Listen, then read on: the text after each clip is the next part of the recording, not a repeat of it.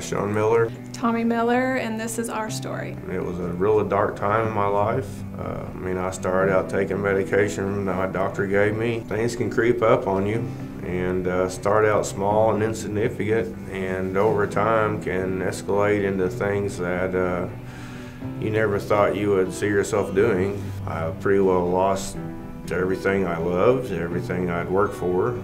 Got to where I couldn't keep a job, lost my wife, lost time with my kids. Pretty well took me to the bottom, and I got to where I hated God, hated Tawmi, who I know I love, but I still blamed her for a lot. I blamed everybody but myself. I tried to quit drugs many times.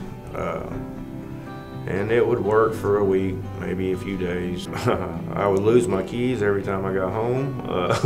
Yeah, I'd destroy my house trying to find them, then I'd take a whole day to clean it back up. I was out of control. The anger and the rage that I would feel inside, it was exhausting, very exhausting. Me praying to God and the sermons I would hear at church, they did give me hope. And I can't tell you when it happened or how it happened,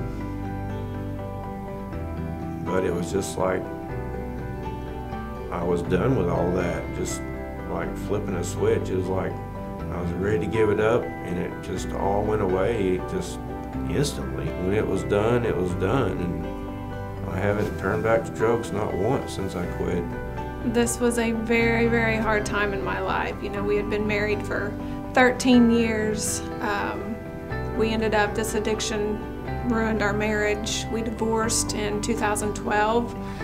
I continued to pray for him for years and years. The boys and I would pray every day. And then circumstances in Shawn's life began to change. It looked really bad. It looked very bad. He became homeless. He lost his mother back in 2016. In 2016, he really went on a down spiral. He got out of there, and then slowly it was like he said, you know, something clicked with him, and this time there was something different about him. It was amazing to watch him. He started to regain confidence. He started to regain his life back. He went and he got a job. He didn't even have a vehicle, and he would walk to places to get groceries, walk to wherever he had to go. My prayers were being answered. And you know, the scripture that I lean on is 2 Timothy 2:13.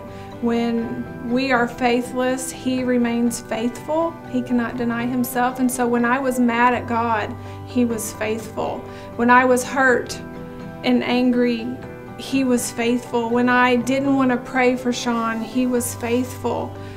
During all those times, he was there and was faithful to his word. So I encourage anyone that is going through any type of situation like this with addiction, marriage problems, anyway, just there is hope. He became the dad that he always should have been. He's become the husband, although we're not married at the moment, but we will be again someday. And I just want to encourage everyone not to give up hope.